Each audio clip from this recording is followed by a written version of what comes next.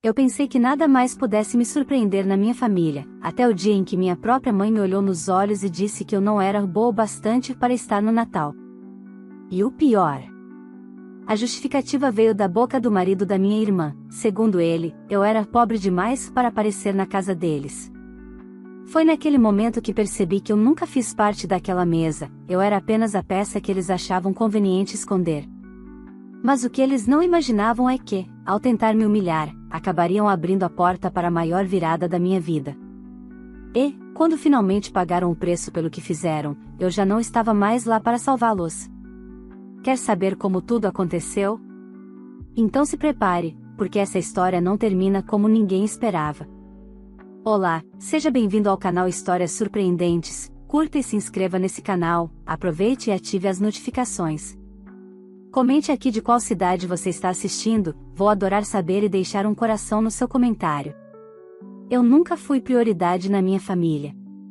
Sempre houve uma linha invisível separando quem pertencia ao mundo perfeito dos meus pais e quem era apenas tolerado nos cantos. Minha irmã mais nova, Larissa, era a princesa da casa, mimada, elogiada, defendida, exaltada por cada respiração que dava.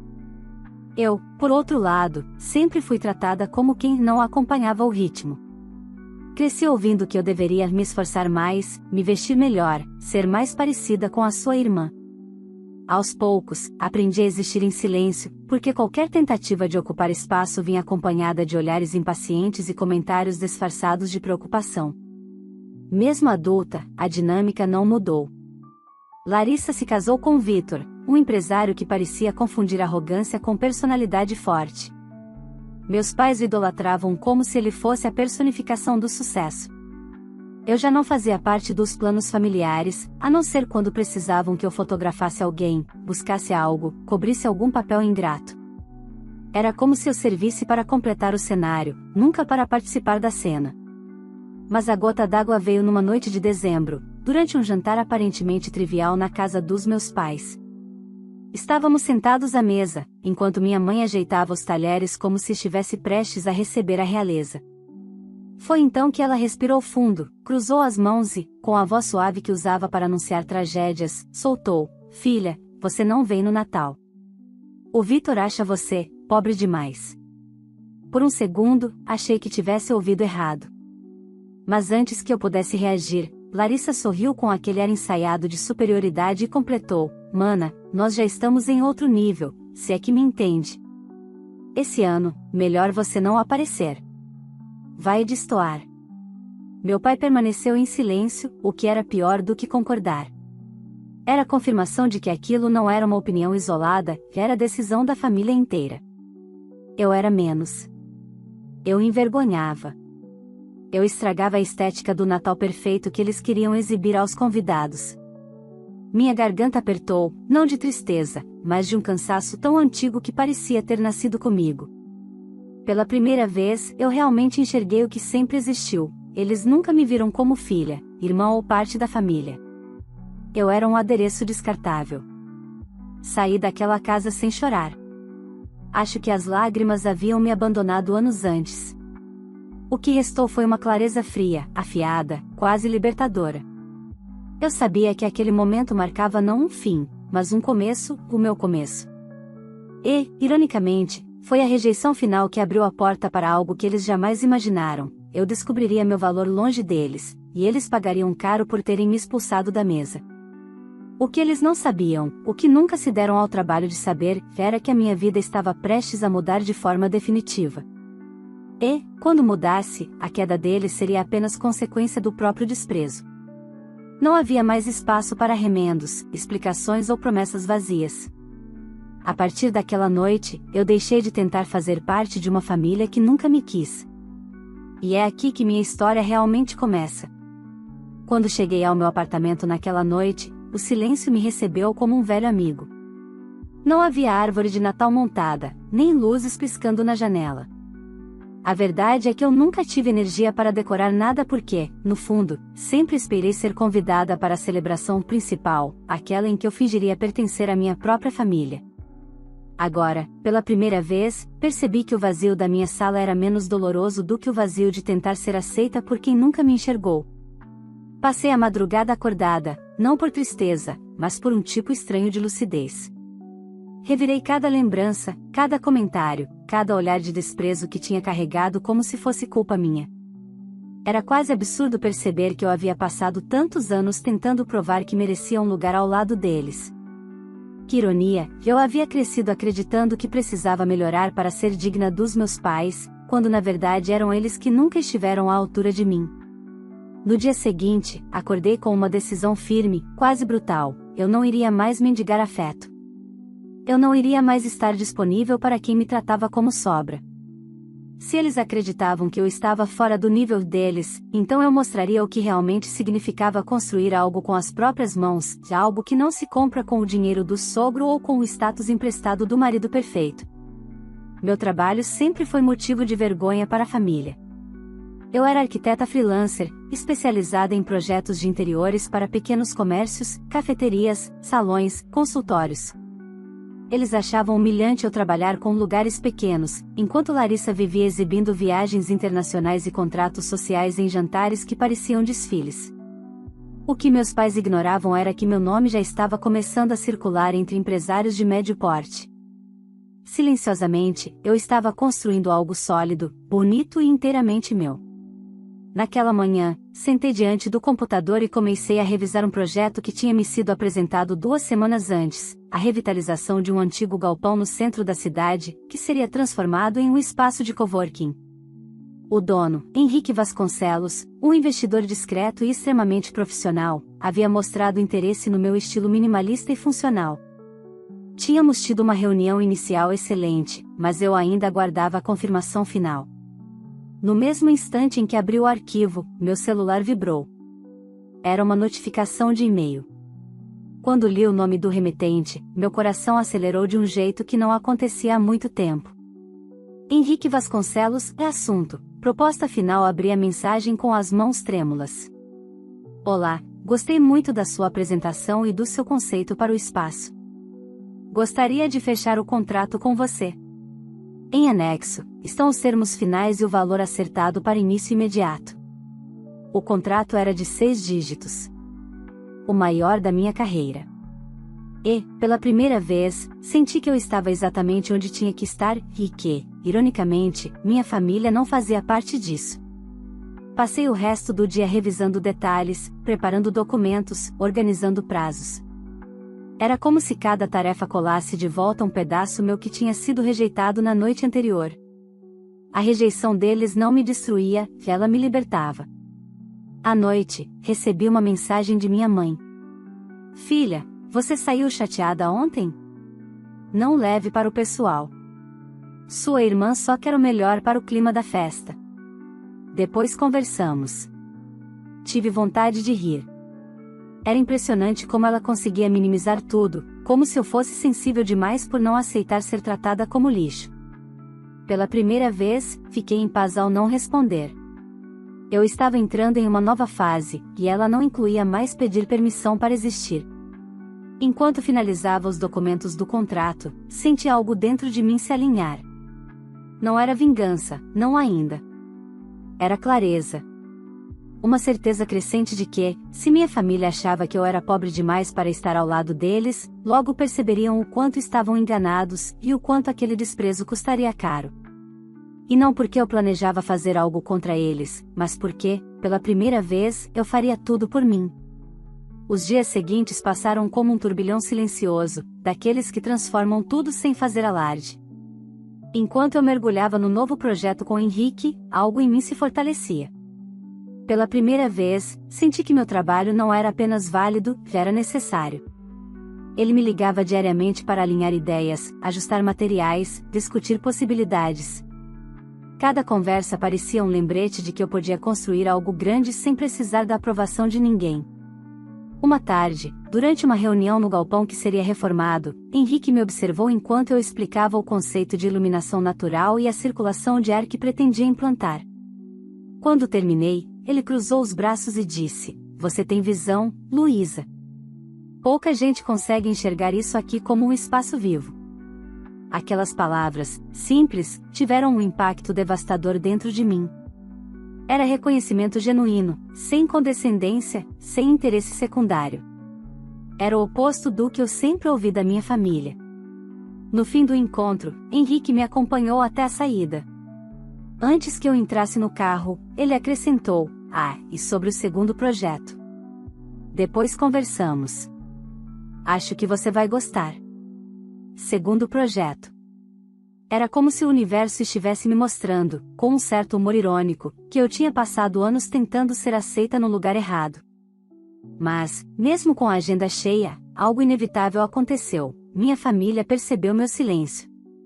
Na quinta-feira da mesma semana, meu celular começou a vibrar incessantemente. Primeiro, minha mãe. Depois, meu pai. Depois, Larissa. Não atendi nenhum. O silêncio era a única resposta que eles mereciam. À noite, finalmente, recebi uma mensagem da minha irmã: Mana, você está fazendo drama? Foi só um comentário. Não leva a sério, tá? Passa aqui sábado para resolvermos isso. Eu quase me engasguei de indignação.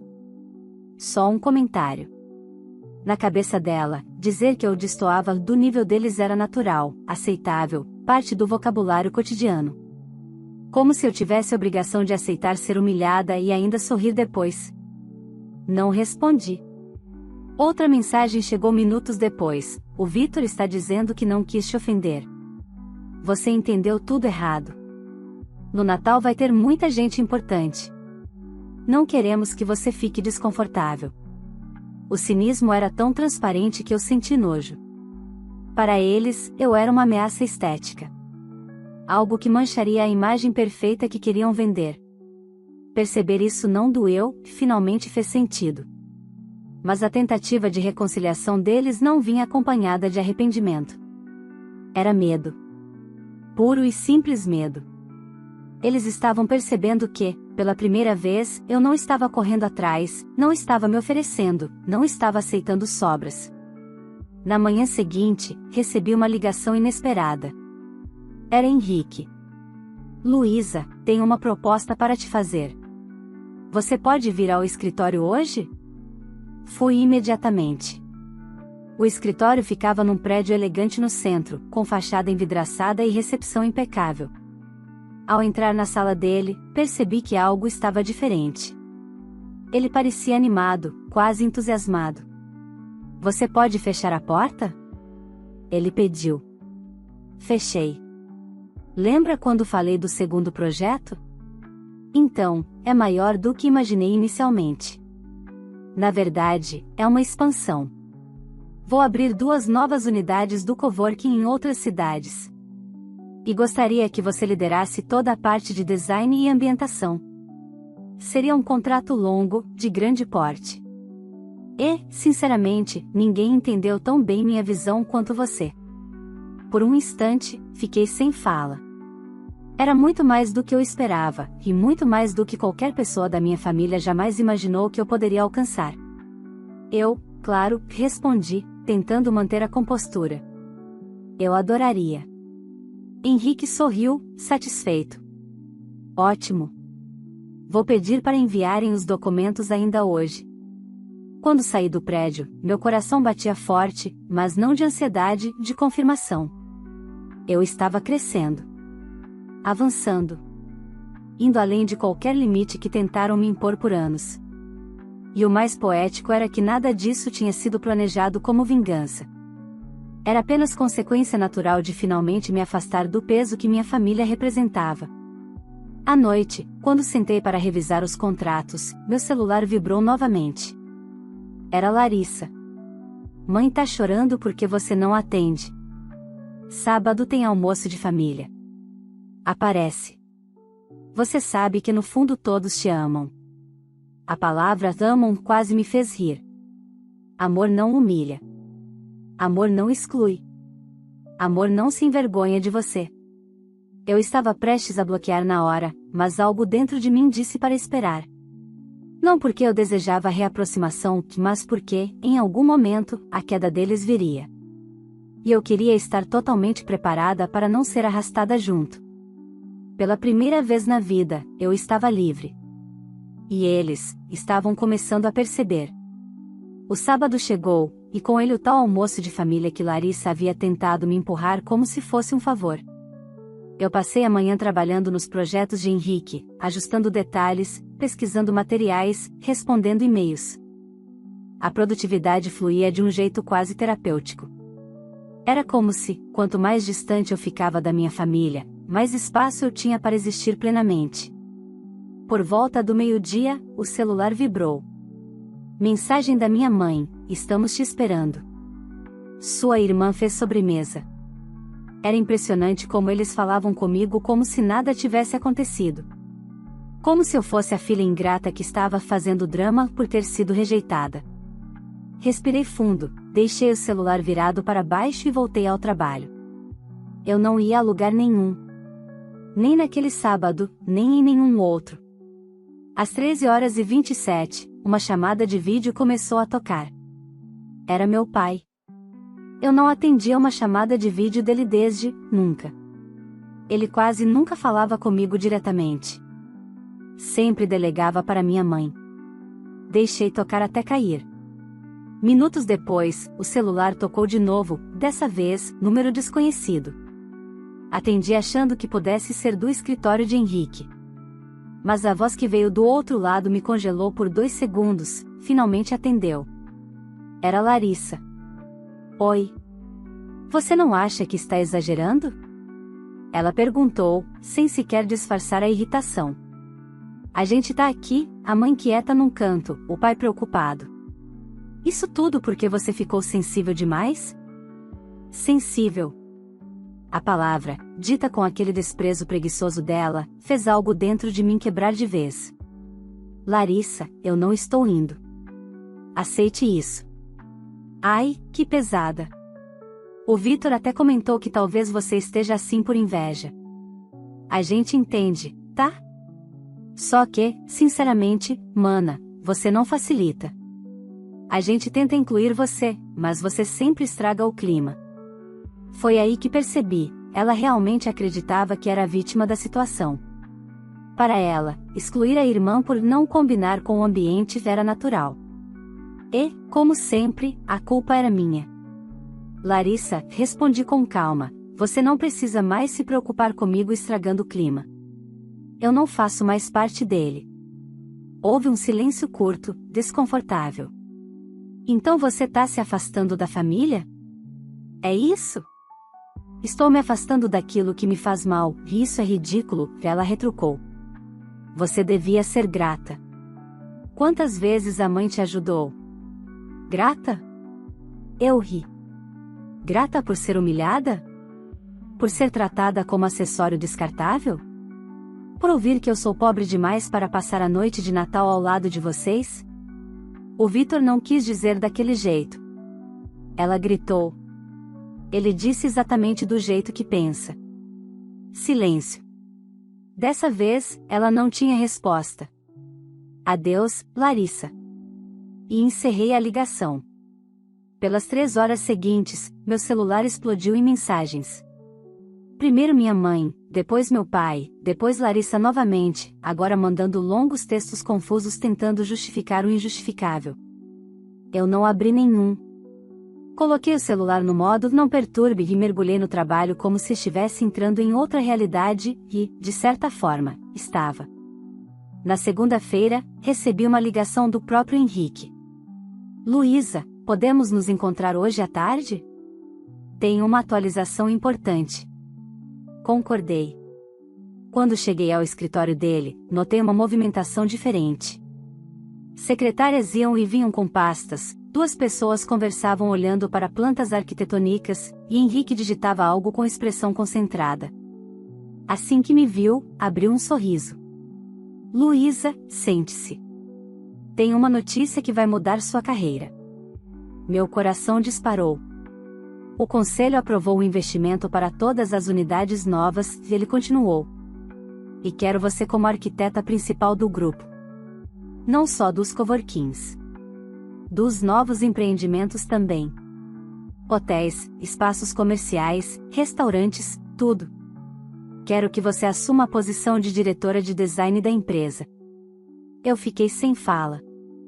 Sei que é muita coisa de uma vez, ele sorriu, mas você tem talento, visão e, principalmente, coragem para fazer diferente. O salário e as condições estão no contrato. Já enviei para seu e-mail. Assinei o contrato naquele mesmo dia. E, em questão de horas, minha realidade mudou de forma tão profunda que parecia ficção. Eu, a filha rejeitada, a irmã pobre, a que não servia para aparecer em fotos de Natal, agora ocupava um cargo de liderança em uma das maiores empresas de desenvolvimento urbano em expansão no país.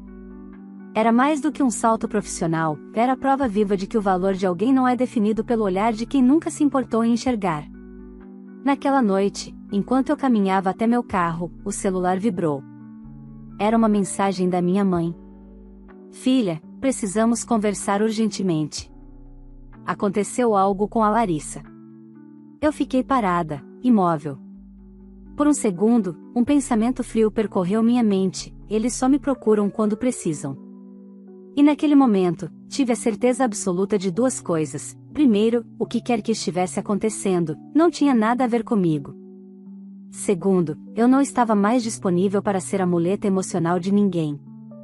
Eles não imaginavam, mas a vida deles estava prestes a desmoronar, e eu não faria absolutamente nada para impedir.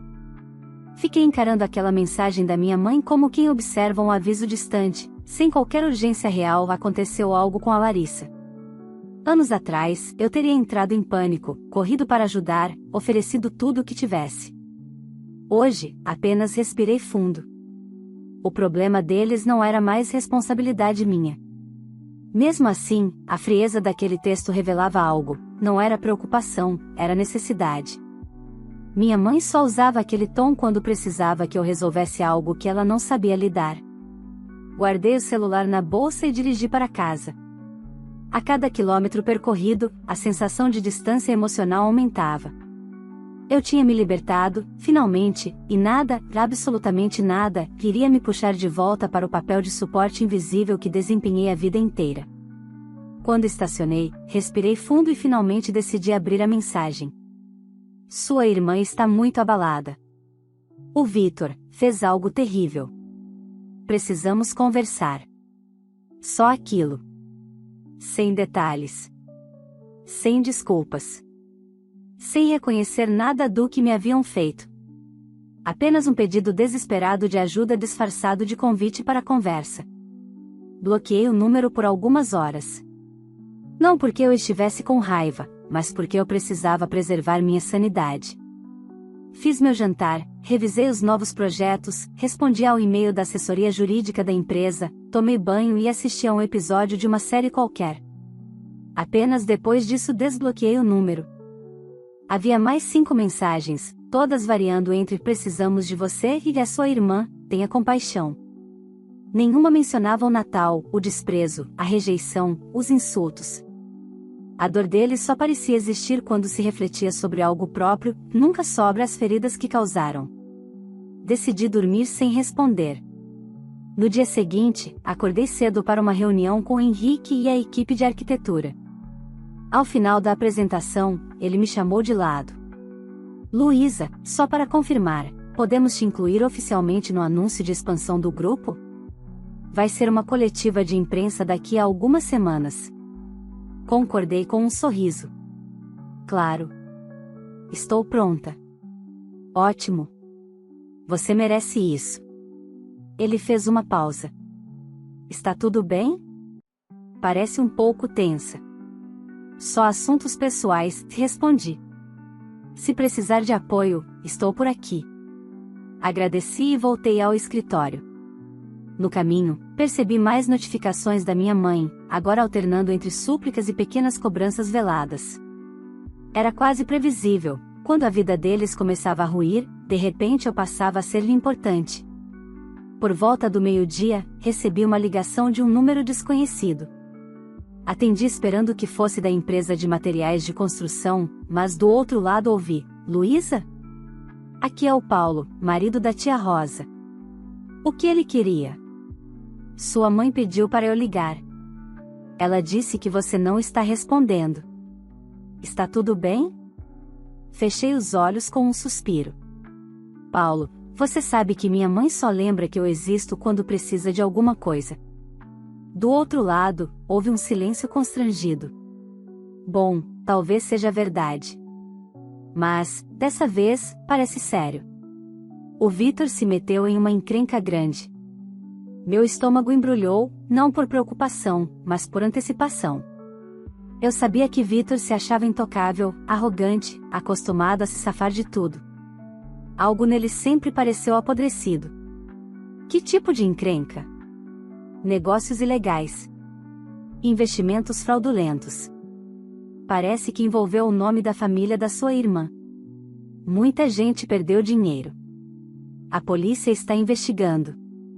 Eu me encostei na cadeira. A ficha caiu devagar, como quem observa o início de um dominó caindo peça por peça. E Larissa? Perguntei, apenas por educação. Desesperada. Seu pai está com vergonha. Sua mãe está completamente perdida. Eles não sabem o que fazer. A velha história. Eles nunca sabiam o que fazer quando a vida desmoronava, exceto correr para a filha que sempre julgaram menor, menos capaz, menos digna. Ironia é pouco para descrever a situação. Entendi, respondi, fria. Mas isso não tem nada a ver comigo. Paulo tentou insistir. Mas eles precisam de você, não, te interrompi. Eles precisam lidar com as próprias escolhas. Não sou responsável pelos erros que eles se recusaram a ver. O silêncio dele confirmava que eu tinha razão. Diga que estou ocupada, finalizei. E que desejo sorte. Só isso. Desliguei antes que ele pudesse responder. No final da tarde, enquanto revisava o cronograma das obras, meu celular vibrou novamente. Dessa vez, era Larissa. A notificação mostrava apenas o começo do texto. Mana, me ajuda, por favor. Eu encarei a tela por longos segundos. Era curioso. Se fosse meses atrás, eu teria corrido até ela, colocado minhas dores em segundo plano, oferecido apoio incondicional. Mas agora, eu enxergava com clareza diáfana. Ela nunca acreditara que eu tivesse valor, até precisar de mim. Ela me excluiu, me humilhou, me tratou como um peso morto. Agora, a vida estava devolvendo as consequências. Abri a mensagem completa. Eu não sabia de nada, eu juro. O Vitor enganou muita gente. A polícia veio aqui. Mãe está surtando. Mana, me responde, por favor. Eu não tenho ninguém. A última frase me atingiu como um sussurro falso, uma manipulação antiga que eu conhecia bem. Larissa tinha muita gente, pai, mãe, amigos perfeitos, sogros ricos, mas sempre usou a narrativa de não ter ninguém quando precisava que o mundo girasse em torno dela. Eu digitei apenas, lamento pelo que você está passando. Mas eu não posso te ajudar. Apaguei 3 vezes antes de enviar.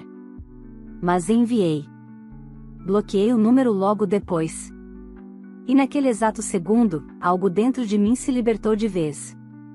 Não era vingança, era autopreservação. Eu finalmente tinha coragem de não ser a tábua de salvação de quem me empurrou para o fundo repetidas vezes. O caos deles apenas começava.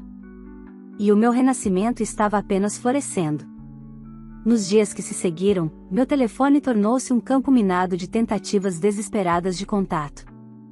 Números desconhecidos, parentes distantes que eu mal lembrava do rosto, até vizinhos dos meus pais, todos querendo falar comigo. A cada chamada ignorada, eu sentia uma camada antiga de submissão se desfazer. Era como se a vida estivesse finalmente me permitindo existir sem carregar o peso de sustentar ninguém além de mim mesma. Naquela semana, as notícias sobre o golpe financeiro de Vitor começaram a circular na mídia local. Era inevitável. O jornalista investigativo da região descobriu que várias famílias haviam perdido economias inteiras por acreditarem nas promessas de rendimento garantido que ele divulgava como se fosse um especialista financeiro. Meu pai, que sempre se orgulhou de avaliar bem o caráter, caiu no golpe também, colocou dinheiro, indicou conhecidos, participou de reuniões orgulhosamente, até perceber que tudo não passava de uma teia de mentiras. O telefone fixo da casa deles não parava de tocar. Cobranças, ameaças, exigências de explicações. Eles estavam atolados em vergonha, medo e humilhação, de emoções que, por anos, impuseram a mim diretamente sempre que me diminuíam. Agora, experimentavam o próprio veneno. Eu observava tudo de longe, em silêncio absoluto. Não porque fosse indiferente à dor humana, mas porque, pela primeira vez, a dor deles não era meu fardo. Eles haviam me deixado do lado de fora da vida deles por escolha própria. Estavam colhendo exatamente o que plantaram. Na segunda-feira seguinte, recebi um e-mail extenso da minha mãe. Não um pedido de desculpas, não um reconhecimento, mas uma tentativa desesperada de manipulação. Precisamos de você. A família está abalada. Sua irmã está devastada. Achamos que você poderia intervir, falar com alguém, orientar, ajudar. Você é tão forte, tão sensata. Não nos abandone agora. Era quase engraçado. Quando eu era pobre demais, desnecessária, uma vergonha social, não servia nem para sentar à mesa. Agora que tudo estava ruindo, eu era forte e sensata. Não respondi. À tarde, durante a reunião com a equipe de engenharia, meu celular vibrou novamente. Desta vez, era Henrique. Luísa, só queria te avisar que recebemos confirmações de 3 novos investidores interessados no grupo. Vamos expandir ainda mais.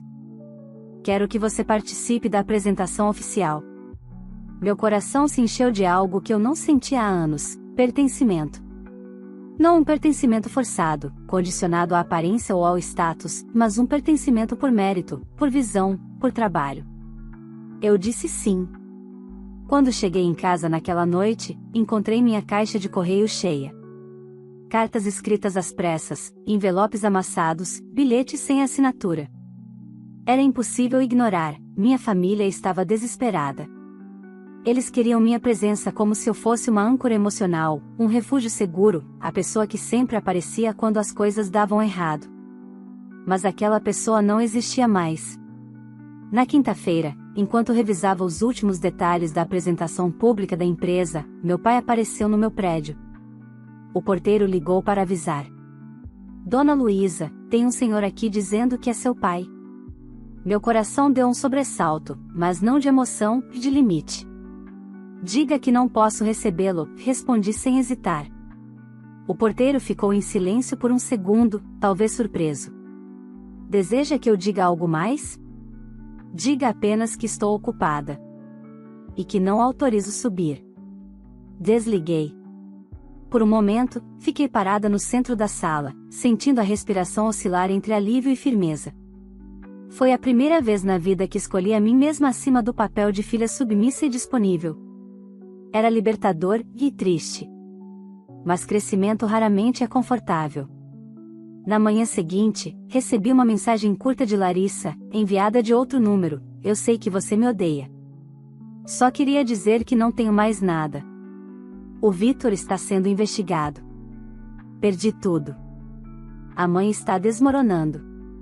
O pai não fala com ninguém. Não tenho para onde ir.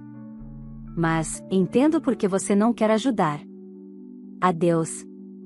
Eu reli a mensagem 3 vezes. Procurei algum traço de arrependimento verdadeiro, alguma fagulha de reconhecimento do mal que ela me fez. Não havia. Era só desespero. O mesmo tipo de desespero que ela teria assistido com um sorriso se acontecesse comigo. Não respondi. Apaguei a mensagem. E bloqueei o número. No dia da apresentação oficial da empresa, eu subi ao palco como diretora de design do grupo. Luzes fortes, câmeras, jornalistas, investidores. Henrique me chamou pelo nome, apresentou meus projetos, elogiou minha visão, e naquele momento percebi, minha vida tinha finalmente se tornado minha. Quando terminei de falar, recebi aplausos sinceros. Pessoas que realmente viam meu valor. Pessoas que nunca me diminuíram. Pessoas que não esperavam que eu pedisse desculpas por existir. Era ali que eu pertencia. Mais tarde, enquanto caminhava para casa, a noite quente iluminava a avenida. Senti algo apertar meu peito, não tristeza, mas encerramento. Eu nunca receberia um pedido de desculpas verdadeiro. minha família nunca reconheceria o mal que fez. E, de certa forma, isso não importava mais. Eu tinha construído uma vida completa sem eles. Uma vida que florescia, que crescia, que se abria para possibilidades que eu jamais imaginei. Eles, por outro lado, continuavam presos aos próprios abismos. No fim das contas, eu não precisei fazer nada para que pagassem caro. Eles mesmos cavaram os buracos onde agora tentavam não afundar. E eu? Eu finalmente estava livre. Definitivamente livre. Para nunca mais voltar. Se essa história mexeu com você, não esqueça de curtir o vídeo, porque isso ajuda demais o nosso canal a alcançar mais pessoas que também precisam ouvir relatos como esse. Aproveita e se inscreve para não perder nenhuma das próximas histórias emocionantes que trago por aqui. Todo dia tem conteúdo novo para você refletir, se inspirar e se fortalecer. E se você conhece alguém que já passou por algo parecido, compartilhe esse vídeo. Às vezes, uma história como essa é exatamente o que alguém precisa para encontrar coragem e colocar limites em quem só sabe machucar. Agora eu quero saber de você: se estivesse no lugar dessa filha, você faria o mesmo? Você teria a mesma força para se afastar de quem não te valoriza? Me conta nos comentários, vou adorar saber a sua opinião. E não esquece, me diga de qual cidade você está assistindo este vídeo, porque eu sempre volto lá e deixo um coração nos comentários das pessoas que me acompanham de todos os cantos do Brasil.